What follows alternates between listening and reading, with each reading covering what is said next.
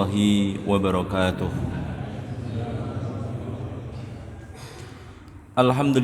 Alhamdulillahi wa kafa, wassalatu wassalamu ala nabiyil mustafa wa ala alihi wa sahbihi ahli sidqi wal wafa, wa kafa billahi syahida.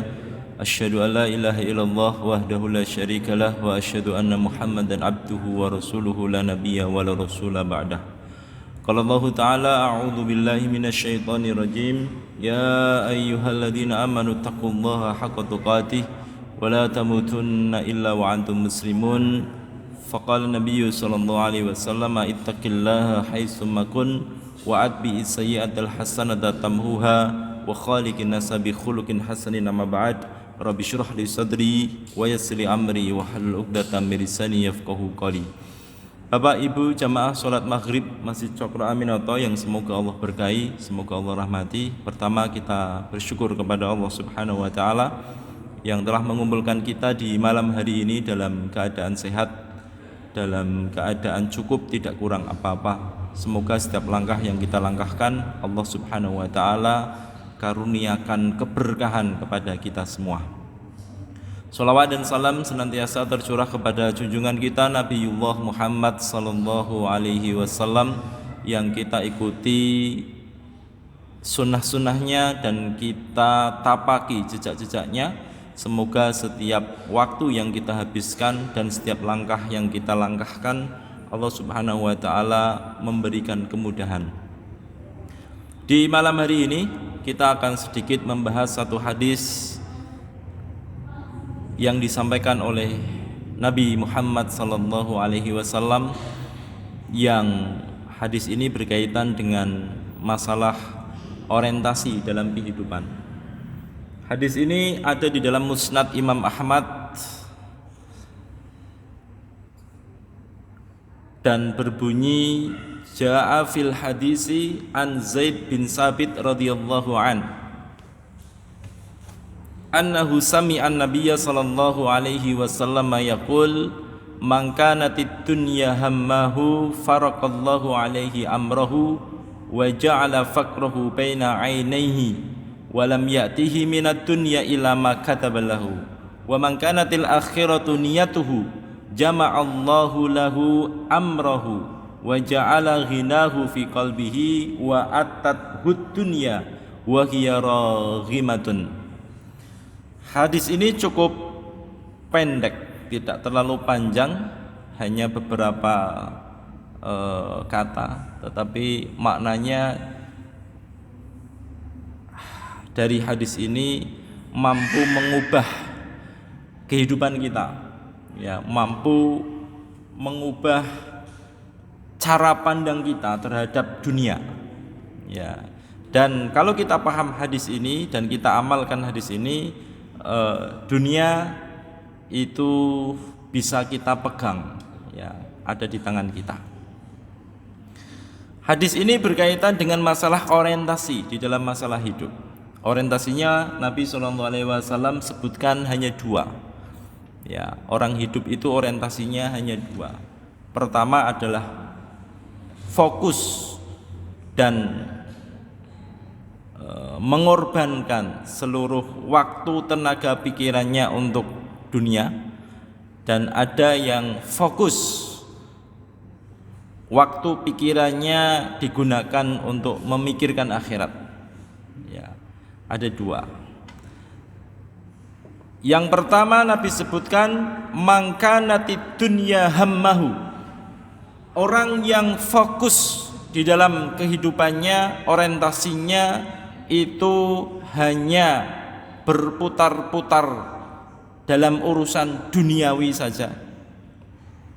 Sekolah, menyekolahkan anak biar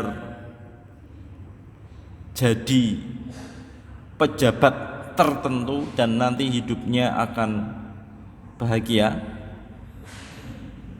Ketika dia berdoa, doa yang kemudian dia panjatkan semuanya hanya berputar tentang urusan duniawi. Ketika dia beribadah, dia sholat duhanya supaya mendapatkan sekeping urusan dunia.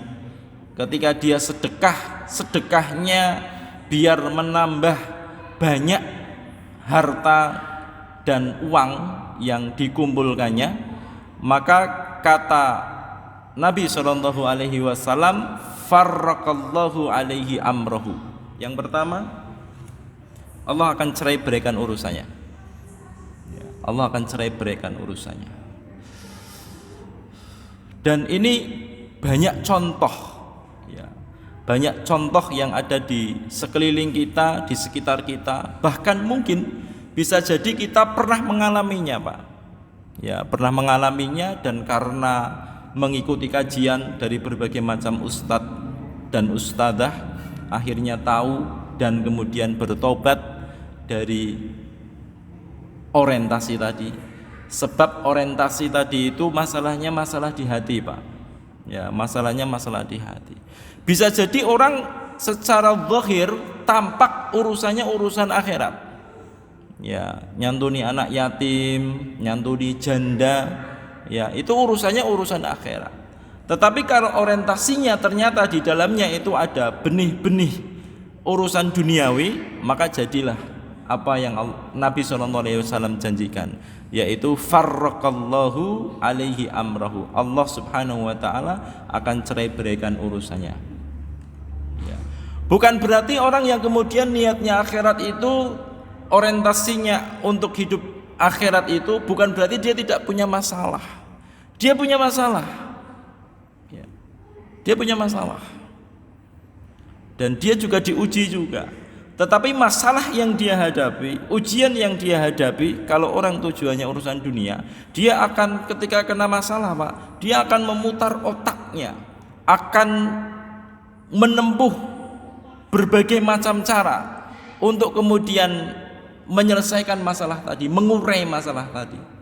Tapi kalau urusannya urusan akhirat, bisa jadi, Pak, ya, urusannya urusan akhirat, orientasinya adalah orientasi akhirat. Allah Subhanahu wa taala yang akan mengurai setiap permasalahan-permasalahan yang ada. Ini janji Nabi sallallahu alaihi wasallam di dalam hadis riwayat Imam Ahmad. Kemudian yang kedua, wa ja'ala faqrahu baina 'ainaihi.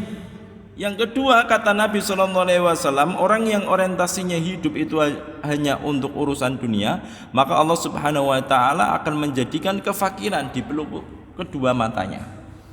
Ya, kurang terus, Pak. Ya, tidak pernah merasa puas, tidak pernah merasa cukup. Ya, dia sudah punya kendaraan, sudah punya rumah, punya istri, anaknya banyak. Ya, tapi istirahat malamnya, tidur malamnya itu kadang terganggu. Ya, terganggu dengan urusan duniawi.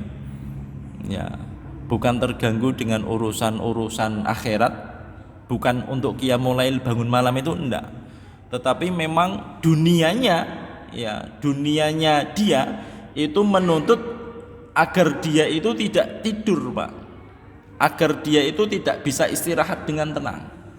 Kadang tidur hanya sebentar, jam 10, bangun jam 11 malam, habis itu ngelembur lagi, ya, acara lagi, kadang jam 2, ya, sampai jam 2 baru bangun, nanti jam 7 bangun, kemudian langsung mandi, siap-siap berangkat lagi ngurusi urusan dunia, ya, sampai waktu istirahatnya habis, ya, waktu untuk dia istirahat itu habis, ya, kefakiran di kedua pelupuk matanya. Maka ini janji Nabi sallallahu alaihi wasallam. Padahal walam ya'tihi minad dunya ila ma katabalahu. Padahal prinsip di dalam urusan dunia dan rezeki itu, Pak, tidak mendapatkan dunia kecuali yang telah ditetapkan. Ya, kita mau kerja boleh, ya, dan itu bagus. Bukan berarti yang bekerja itu tidak bagus, Pak. Bekerja itu sangat bagus sekali dan itu sangat diperintahkan oleh Nabi SAW. Tapi ketika orientasi kita di dunia ini hanya mendapatkan sekeping dunia, tidak ada niatan untuk beribadah kepada Allah Subhanahu wa taala, maka ini menjadi tidak bagus. Ya, menjadi kurang bagus. Dan sesungguhnya ketika orang itu fokusnya adalah urusan dunia, Pak, maka sesungguhnya dia sebenarnya tidak akan mendapatkan kecuali yang telah ditetapkan. Bukankah 50.000 tahun sebelum langit dan bumi ini rezeki kita sudah dibagi oleh Allah Subhanahu wa taala? Sudah selesai. Dan rezeki itu Bapak Ibu hadirin itu tidak akan luput, ya, tidak akan menghampiri, ya. Mesti rezeki itu akan menghampiri. Walaupun kita lari. Karena Nabi sallallahu alaihi wasallam pernah menyampaikan bahwa rizki itu akan menghampiri kita sebagaimana kematian, ya, sebagaimana maut. Maut itu walaupun kita sudah berobat sakit dengan dokter spesialis, berbagai macam obat yang ada di dunia permukaan bumi ini didatangkan, tetap ketika dia sudah jatahnya mati Pak. Ya, sudah jatahnya meninggal dunia, pasti dia meninggal dunia. Ya, sama seperti rezeki.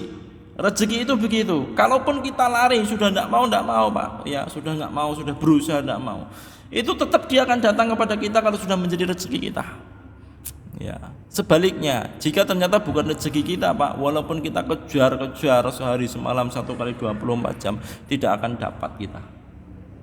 Ya, jadi dalam urusan dunia, dalam urusan rezeki itu sebenarnya yang paling santai itu adalah orang-orang beriman yang kemudian dengan janji-janji Allah Subhanahu wa taala dalam Al-Qur'an maupun dari hadis Nabi sallallahu alaihi wasallam bahwa rezeki itu sudah ada yang ngatur, rezeki itu tidak akan salah alamat. Makanya Umar bin Khattab dulu pernah saya sampaikan, rezeki itu bentuknya ada dua. Ar-rizqu rizqani, kata beliau, Umar bin Khattab radhiyallahu an. Rezeki itu kadang bentuknya itu ada dua. Yang pertama adalah rizki tatlubuhu, rizki yang dimana kalian mencari dengan ikhtiar, mungkin dengan bekerja, ya, mungkin dengan jualan, mungkin dengan posting-posting di Facebook atau posting-posting buat di status WhatsApp, ya. Ini bagian daripada ikhtiar. Dan kadang ada yang tertarik dan ternyata pesan. Nah, salah satunya begitu. Ada juga yang wariskun yatlubuka. Ada rizki yang kemudian ternyata mendatangi kita. Ya, ada rizki yang kita cari, ada rizki yang mencari kita. Ya, sudah malam hari, pintunya sudah ditutup, jam 10 malam sudah dikunci, sudah mau tidur, baru wudhu, sudah wudhu, habis itu mau berbaring di kamar tidur, ternyata ada yang ketok-ketok pintu Pak. Assalamualaikum gitu, udah malam hari itu. Batin kita mungkin, wah ini orang nggak sopan sekali, jam 10 malam bertamu begitu Pak. Sudah kita tutup, Assalamualaikum gitu. Sampai berapa kali Pak kalau kita salam masuk rumah? Sampai 3 kali. Kalau 3 kali tidak dijawab maka pulang, ya. Idza sta'dzana ahadukum salasan falam yu'dan lahu falyarji. Ketuk pintu, Assalamualaikum. Ternyata sampai 3 kali Pak. Ya. Ternyata karena orang ini nggak tahu hadis Nabi SAW seperti itu, muter dia Pak lewat jendela. Assalamualaikum gitu. Pak, waduh, muter gitu kan. Nah, muter lagi itu jendelanya nggak dibuka, lewat pintu belakang Pak. Biasanya kan begitu Pak ya. Lewat pintu belakang, digedor-gedor, ternyata lupa nggak dikunci Pak. Akhirnya masuk aja bledeng itu. Orang celo-celo itu kan. Ini kalau saudara enggak apa-apa kalau mahram. Takutnya kalau bukan mahram itu kan. Wah, lihat istri, lihat anak perempuan kita yang sudah dewasa, lihat istri kita yang enggak pakai jilbab karena di rumah belum menutup aurat itu kan, enggak sempat. Nah, enggak sempat, Pak. Ternyata datang saja itu, Pak. Oh, jenengan kok malam-malam nggih niki nganter Pak, selamatane Mbah nika begitu, Pak. Oh, ternyata tengkleng, Pak. Tengkleng tuh, Pak ya. Oh, ternyata tengkleng ini Pak. Kebetulan malam tadi belum makan Pak. Oh, alhamdulillah. Ternyata tengklengnya nyusul Pak. Padahal sudah kita tutup itu Pak. Pintu depan kita tutup, jendela tidak kita buka. Pintu belakang lupa. Ya, itu rizki yang mencari kita Pak. Ya, kita sembunyi kayak apa ya? Datang aja itu rizki. Nah, ini dunia. Kalau kemudian orang hidup orientasinya dia selalu berorientasi akhirat. Ya, semua ibadah, semua dikaitkan dengan akhirat, Pak. Kita pergi kerja pagi hari, bismillah, dikaitkan dengan akhirat. Kita bekerja di kantor, dikaitkan dengan akhirat. Ya, kita di pasar mungkin dikaitkan dengan akhirat, orientasinya akhirat. Dan kita paham betul rezeki tidak akan tertukar begitu. Maka apa janji Nabi sallallahu alaihi wasallam? Mamangkanatil akhiratu niyatuhu, barang siapa yang niatnya di dalam hatinya itu selalu terbesit akhirat, Pak.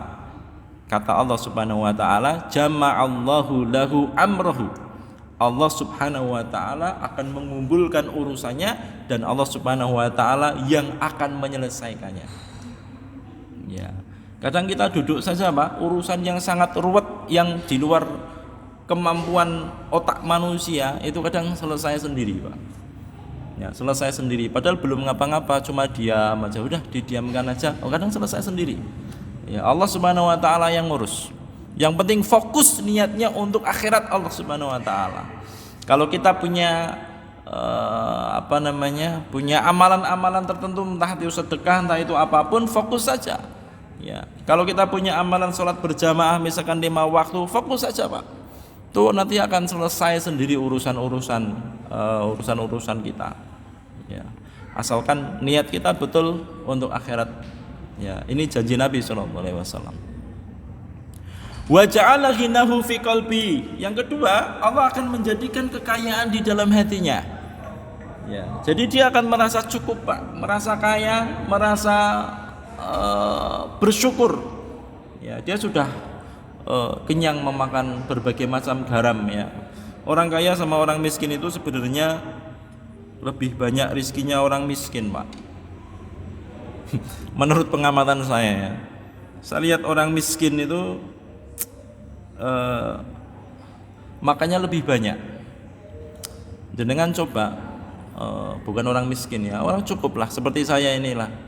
Ya, itu kalau makan, ya makan itu di warung misalkan begitu, itu nasinya banyak, Pak. Ya, nasinya banyak, ngambil sendiri lagi. Ya, ngambil sendiri lagi. Tapi kalau jenengan lihat itu orang-orang kaya, Pak, yang pakainya mobilnya mobil mewah, mewah banget itu, ya.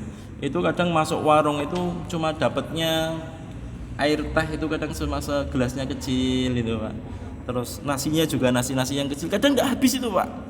Ya, nasi nggak habis padahal rezeki itu yang kita makan, ya kan? Bukan yang kita klaim, Pak, tetapi yang kita makan, masuk baju ini yang kita pakai sampai usang itu rezeki kita. Ya, bukan berarti orang kaya salah, enggak, Pak, ya. Orang kaya memang punya kelebihan, Pak. Kelebihannya orang kaya itu bisa sedekah. Ya, bisa sedekah. Ya, orang yang punya itu bisa sedekah. Masjid butuh apa? Saya yang ngurus ini, Pak, semuanya. Itu kalau orang kaya itu, Pak. Ya, ini mic-nya kemarin kenang bledik, Pak. Wes, nanti carikan sana. Lah nanti uangnya siapa? Wes, gampang. Gitu, Pak. Utang gitu. Iya. Orang kaya yang begitu bagus itu, Pak. Makanya di dalam hadis Ibnu Hibban dulu pernah saya sampaikan, hadis riwayat Imam Ibnu Hibban, manusia itu dibagi 4 golongan. Dulu pernah saya sampaikan kalau tidak salah beberapa bulan yang lalu. Yang pertama adalah manusia golongan yang muwassa'un fid dunya, muwassa'un fil akhirah. Orang yang kemudian ketika di dunianya dia diberikan kekayaan, berbagai macam kekayaan, Pak. Kendaraan ada, rumah ada, istri 2, ya, istrinya nggak cuma 1, istrinya 2, anaknya banyak, kemudian di rumahnya tidak hanya 1, ternyata ada rumah di sana, rumah di sana juga ada, rumah istri pertama, kedua, ketiga maksudnya, Pak. Ya, kadang begitu, Pak. Ya, dilebihkan, ya, muwassa'un fid dunya. Ya, orang ini, tapi dia gampang, oh ya, butuh apa, RT-nya butuh ini, Pak, ini pembangunan, dia cung itu, gampang begitu, Pak. Dunia dia pegang, ya, bukan di hati. Ya, kalau dunia sudah di hati, Pak, keluarnya susah, Pak.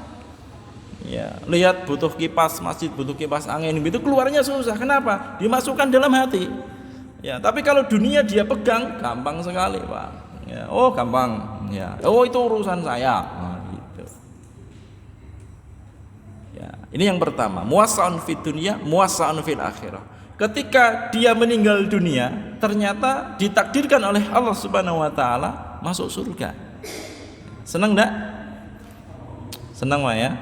Ya, di dunianya cukup, ya mau beli apa saja bisa maksudnya cukup, mau ke luar negeri cukup, mau umroh cukup gitu kan. Mau haji, bisa langsung haji yang enggak usah nunggu 30 tahun ya. Ya, cukup semua itu Pak. Ya, ketika meninggal dunia ternyata masuk surga. Ini golongan yang pertama. Golongan yang kedua kata Nabi SAW adalah makhturun fid dunya muwassan fil akhirah. Orang yang ketika di dunia itu hidupnya pas-pasan Pak. Ya, pas-pasan. Hidup pas-pasan itu kadang ngepres Pak. Gaji sebulan itu pas. Ya, gaji sebulan itu pas. Dan itu pun ngutang dulu. Ya, ngutang di warung sebelah. Mbok tak ngambil minyak gorengnya dulu ya 1 kilo. Nah, nanti bayarnya di akhir Pak. Ya, giliran tanpa gaji, alhamdulillah ya Allah. Tapi habis itu langsung dikasihkan ke bakul semua itu kan. Habis itu terus ya ngutang lagi gitu Pak. Cukup itu Pak. Ya, karena utang itu boleh. Ya, utang itu boleh asalkan sesuai dengan syariat Allah Subhanahu wa taala. Ya, karena rezeki itu yang terbaik kata Nabi SAW, rezeki yang terbaik itu adalah ghanimah yang pertama. Ya, dulu pernah saya sampaikan. Yang pertama ghanimah. Ghanimah itu rezeki yang terbaik Pak, paling berkah. Di permukaan bumi ini kita cari rezeki apapun yang terbaik adalah ghanimah. Hasil dari peperangan. Ya. Yang kedua adalah hasil dari perdagangan, jual beli.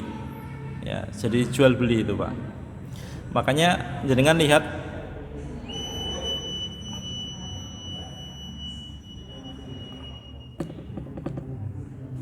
iya.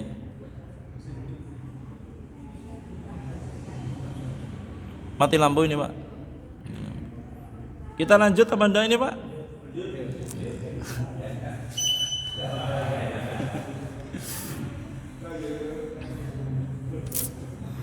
Tadi sore itu, kemarin sore itu tempat kami sudah mati lampu Pak. Ya, saya kira yang mati lampu itu cuma di desa, ternyata di kota mati lampu juga ya. Kemarin udah mati lampu, terus nyala lagi sebentar, habis itu jam 9 mati lampu Pak. Sampai tadi jam 4 sore itu kita sudah bingung Pak mau mandinya pakai air apa, udah habis semua airnya.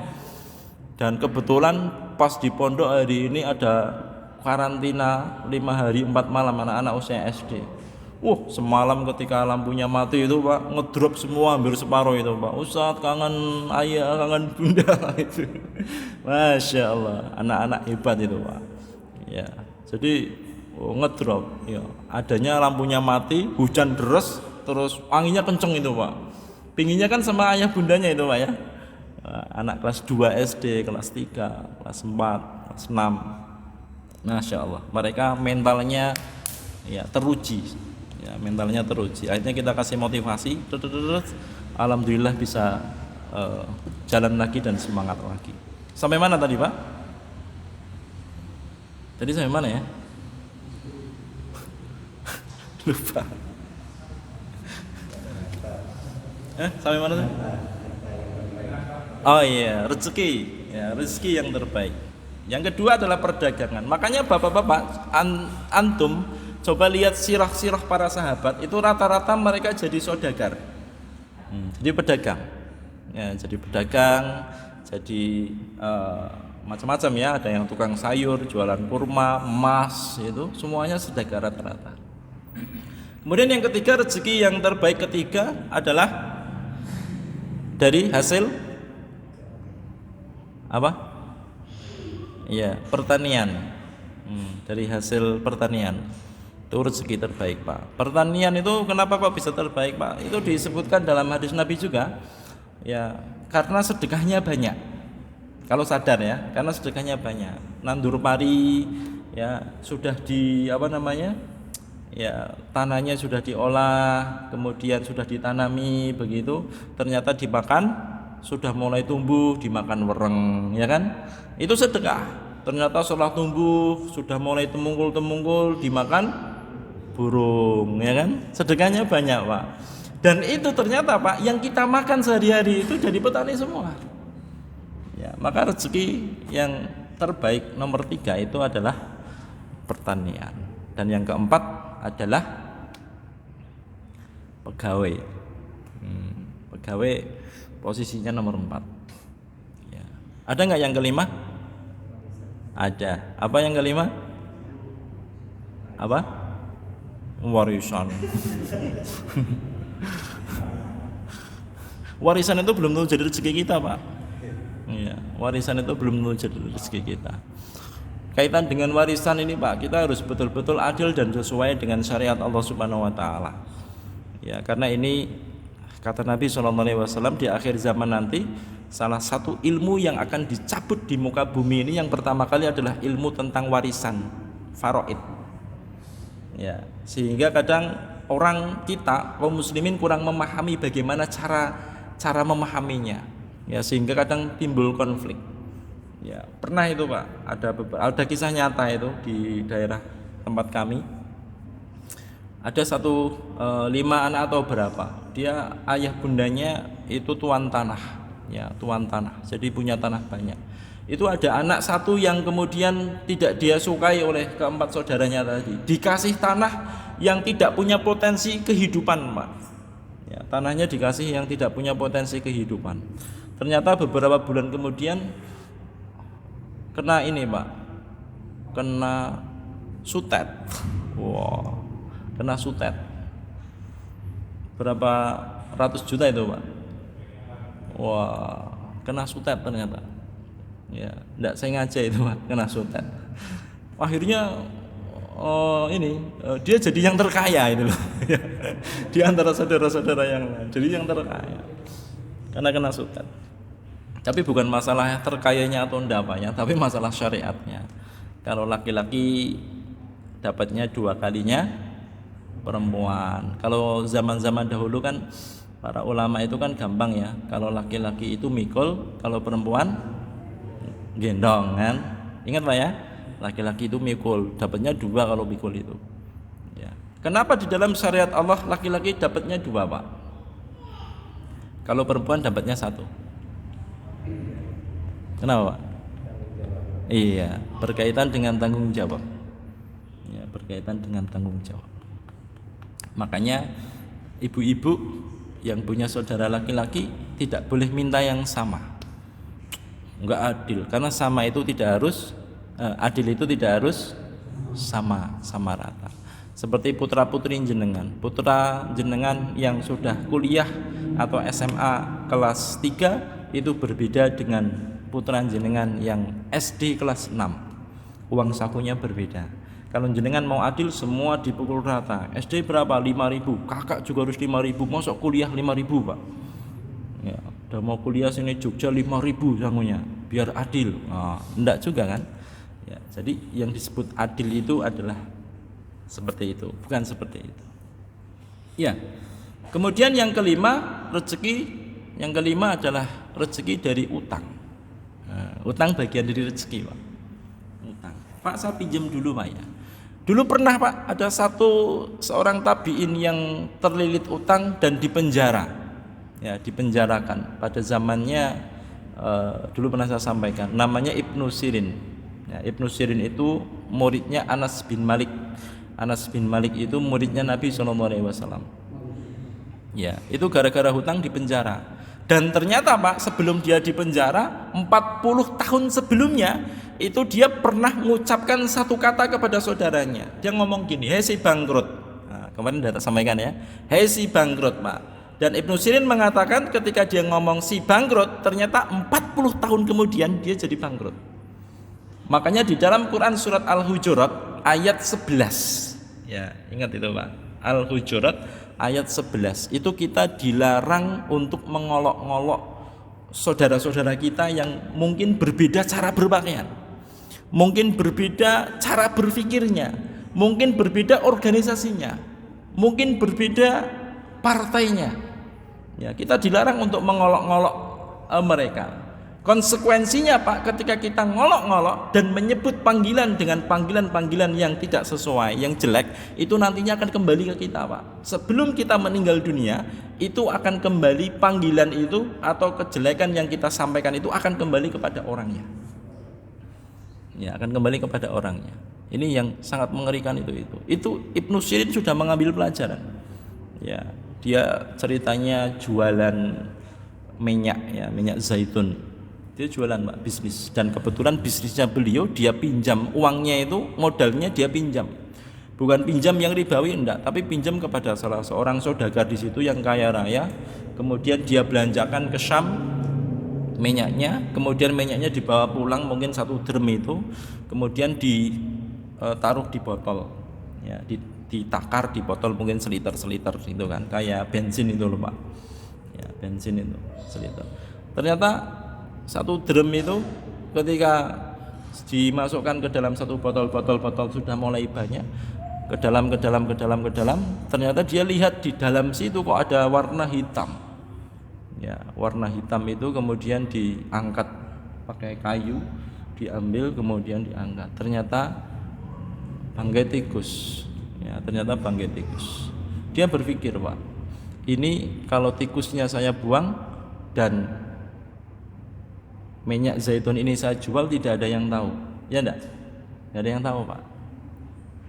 Ini risikonya bukan kecil Pak, risikonya besar. Ya, risikonya besar, berkaitan dengan tanggung jawab. Kalau seandainya dia juga bisa berpikir gini Pak, ini minyak zaitunnya kok ada bangkainya, saya tak kembalikan saja. Ya, kembalikan kepada penjualnya. Ya, karena saya tidak membeli minyak zaitun yang ada bangkai tikusnya. Bisa kan berpikir begitu, tapi dia mikir juga Pak, nanti kalau saya kembalikan ke penjualnya, nanti penjualnya dibuang itu tikusnya, kemudian minyaknya tetap dijual, seluruh kota Madinah yang beli minyak sama dia berarti kan keracunan tikus semua Pak. Ya, akhirnya apa Pak? Dia memutuskan dengan satu keputusan yang keputusannya tadi membuat dia akan bangkrut. Ya, membuat dia akan bangkrut, yaitu dia menumpahkan seluruh minyak zaitun yang kemudian dia beli, semuanya ditumpahkan. Ya. Datang waktunya ditagih, ya, ditagih sama yang ngutangi, piutangnya jatuh tempo. Ditagih apa datang ke yang ngutangi Pak biasanya Pak? Kalau di tempat kita datang yang mengutangi, apa yang mengutangi yang datang?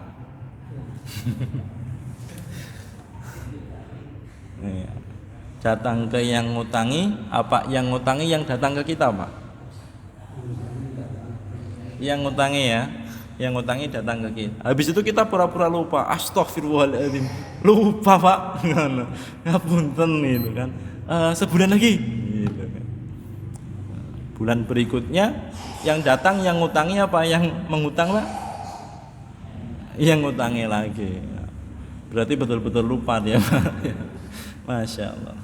Jadi begitu Pak, ketika datang kepada yang mengutangi tadi, dia mengutarakan dan dia sudah diberi tenggang waktu, udah bulan depan itu, ternyata dia tidak mampu untuk menyarutangi. Akhirnya karena dia tidak punya jaminan apa-apa, dia dipenjarakan Pak. Ya, dipenjarakan khalifah pada waktunya. Ibnu Sirin, salah seorang ulama, murid Anas bin Malik. Ya, berarti murid Anas bin Malik muridnya Nabi. Ya, dia ulama tabi'in. Ternyata dipenjara. Dan ini beliau ketika mengevaluasi, 40 tahun yang lalu Pak, itu dulu dia pernah mengatakan kepada saudaranya, "Hai si bangkrut," gitu. Akhirnya 40 tahun kemudian balasannya sebelum dia meninggal dunia dia jadi bangkrut. Makanya di Al-Hujurat ayat 11 tadi itu mengandung pelajaran yang sangat luar biasa. Hati-hati ketika kita memanggil dengan panggilan yang buruk kepada saudara-saudara kita beriman. Ya. Yang ketiga, wa atathu dunya wa hiya raghimatun. Dunia mendatanginya dalam keadaan hina. Dunia datang kepadanya dalam keadaan tidak punya wibawa. Jadi orang kalau orientasinya akhirat Pak, dia tidak akan mudah terkesima dengan dunia. Dia tidak akan mudah kesemsem dengan urusan dunia. Dia tidak akan mudah untuk jatuh cinta dalam urusan dunia. Hina itu dunia. Ya, di hadapannya itu hina. Sehingga karena dia memandang hina, dia tidak akan menghabiskan waktunya, usianya hanya untuk berorientasi untuk mendapatkan urusan dunia. Ya, ini hebatnya orang yang orientasinya itu akhirat, dan itu ada di dalam hati. Ya. Ada ciri-cirinya, Pak. Ya, ciri manusia orientasinya dunia. Yang pertama adalah dalam urusan dunia dia lincah, ya, mahir dalam urusan dunia, tetapi lalai dalam urusan akhirat. Dalam urusan dunia dia pandai, dalam urusan akhirat dia nggak pandai, Pak. Ya, dalilnya Quran surat Ar-Rum ayat 7. Ya'lamuna dhahiran minal hayati dunya wa hum anil akhirati hum ghafilun.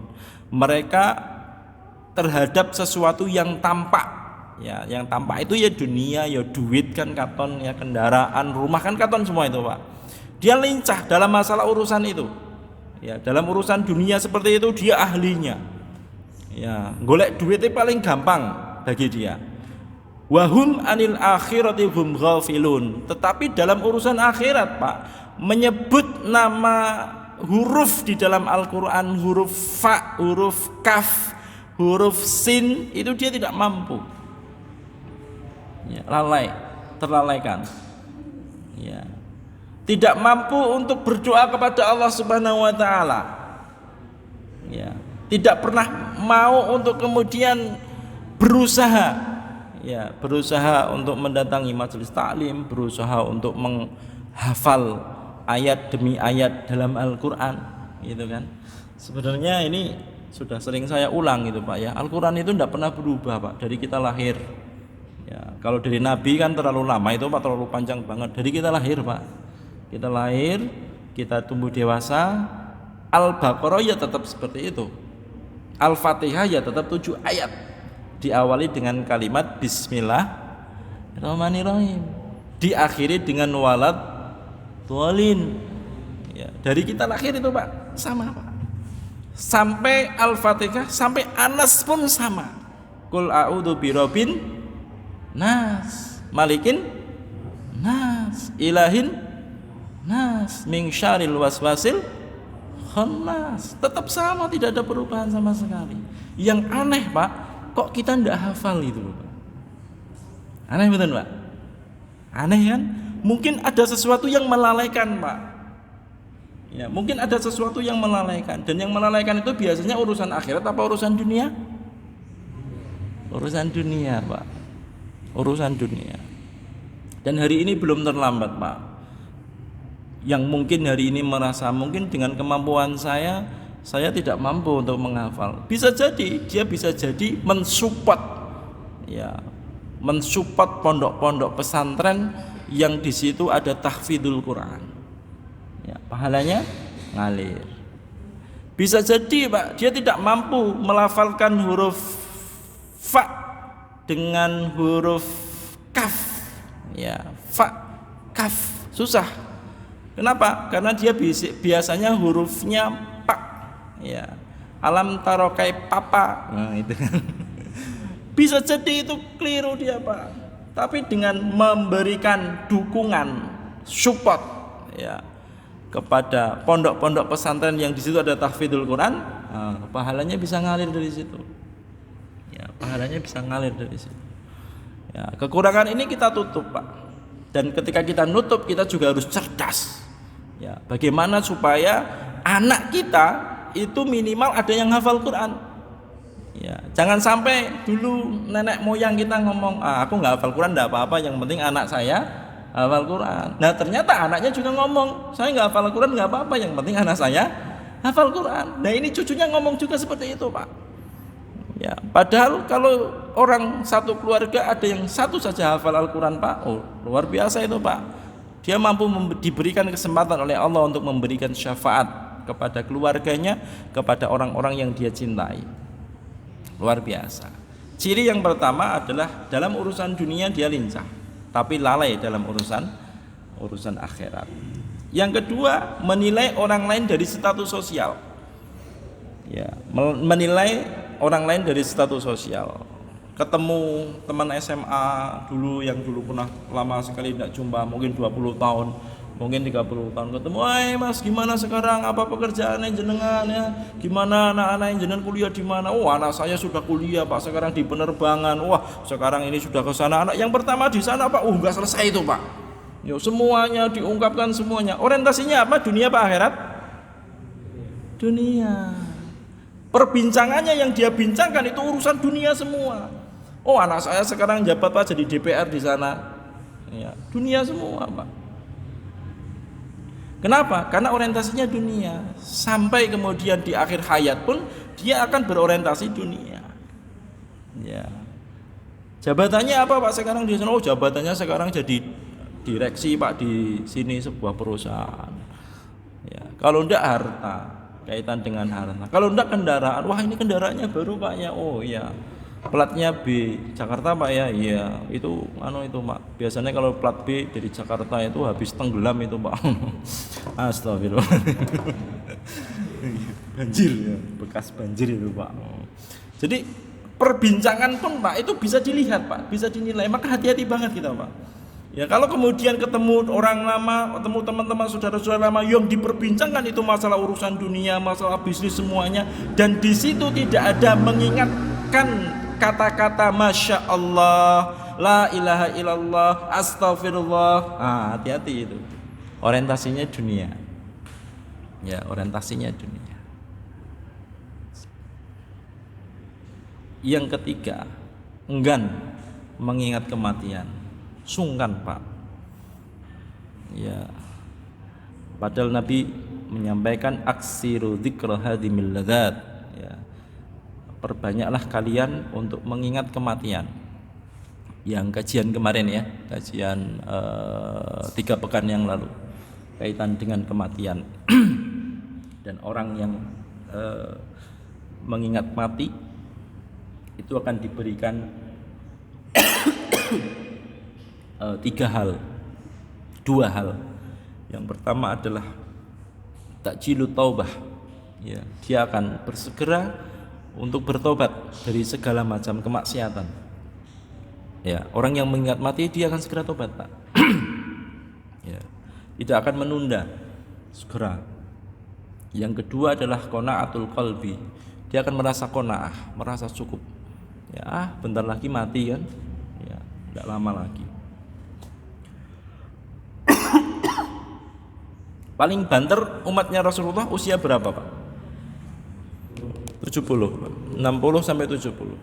Kalau usia kita hari ini sudah 50, berarti kalau meninggalnya umur 60, 10 tahun lagi, Pak. Kalau usia kita sudah 59, kurang setahun lagi, Pak. Mudah-mudahan Ramadan depan kita masih ketemu, Pak, ya. Ya, enggan mengingat kematian. Sungkan, Pak, rasanya ingat mati. Kenapa? Dia sudah jatuh cinta dengan dunia, dengan kenikmatan gitu. Kalau bicara tentang kematian wis biasa nek karo kamu kan dongange tentang masalah itu. Ngeri dia, Pak, ngeri sendiri. Bukan berarti dia itu sebenarnya ndak senang dengan itu, tapi karena dia sudah cinta sekali dengan dunia sampai enggan untuk membicarakan tentang akhirat. Ya, sampai enggan untuk membicarakan tentang akhirat. Jadi di akhirat di nomor sekian kan. Yang keempat, bersaing dalam urusan harta. Kalau bahasa hadisnya di dalam hadis arba'in nomor 2, yatatawwaluna fil bunyan. Yatatawwaluna fil bunyan. Tatawwala yatatawwalu, tatawwaluna fil bunyan. Memanjangkan, meninggikan al bunyan. Bunyan bangunan. Tonggone bangun. Jeduet. Duh, bangun. Kayak mesti nggon utang ya. Hati-hati itu komentarnya, Pak. Kayak mesti utang ya, utang ngendi ya. Hati-hati itu, Pak, ya. Akhirnya dia bangun juga, Pak, bangun ya. Tonggone beli mobil, bludak, Avanza yang terbaru. Ya, dia harus beli. Ya, beli Xenia yang terbaru. Avanza sama Xenia kan saingan itu, Pak. Ya. Begitu, Pak. Urusan harta dia berusaha untuk berlomba-lomba. berlomba-lomba dalam masalah harta. Dan orang yang kalau sudah berlomba-lomba masalah harta ini, Pak, ini menjadi orang yang paling susah di dunia. Ya, kenapa? Lihat tangganya bawa sepeda motor baru, dia stres, Pak. Ya, mesti komentarnya jelek kalau orang stres itu. Utang paling kolesteran, nah itu. Mesti begitu, Pak. Komentarnya jelek. Ya. Yang terakhir, dikelilingi dengan teman yang tidak mengingatkan dengan akhirat. Teman-temannya rata-rata senangnya selevel biasanya.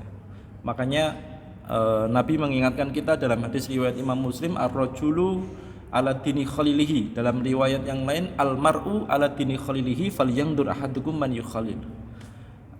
Seseorang itu berada di atas agama temannya. Maka lihatlah siapa temannya, maka kamu akan mengetahui siapa dirinya. Ya. Bisa, ya. Penting ini, Pak. Temannya siapa? Komunitasnya komunitas apa? Ya.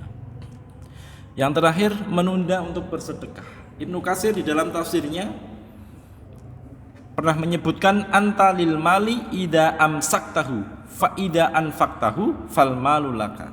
Ya. Ibnu Katsir itu salah seorang mufassirin bermadzhab Syafi'i pernah mengatakan kamu adalah lil mal, kamu itu milik harta. Harusnya harta itu milik kita. Tetapi ini anta lil mal, kamu itu milik hartamu. Ida amsaktahu, jika kamu ini, Pak. Ya, jika kamu tidak mengeluarkan, menahannya. Jika kamu menahannya, faida anfaqtahu fal malu laka. Tapi jika kamu mensedekahkan, menginfakkan, maka harta itu menjadi milikmu. Ya, harta itu sudah menjadi milikmu. Ini Ibnu Katsir. Ya. Saya kira demikian dulu, Pak. Sudah waktunya sholat Isya. Mudah-mudahan yang singkat ini bisa bermanfaat untuk kita semua dan mampu untuk mengingatkan kita semua tentang pentingnya akhirat. Wal akhiratu khairu wa abqa. Aqulu qouli hadza wa astaghfirullah li wa lakum. Assalamualaikum warahmatullahi wabarakatuh.